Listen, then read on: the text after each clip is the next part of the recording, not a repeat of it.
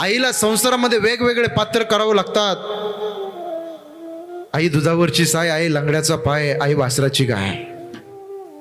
आई वडील हे पात्र असं आहे, आकाशाच्या उंचीचं पात्र आहे. आई मायेचा सागर, समृद्धाचे घागर, चैतन्याचा जागर. आई भाजीतलं मीठ, आई हक्काचं व्यासपीठ.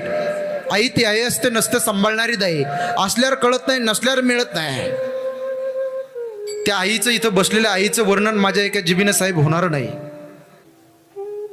कधी आई व्हावं लागतं, तिला सासू व्हावं लागतं, कधी सून व्हावं लागतं, कधी काकू, कधी मावशी, कधी आत्या.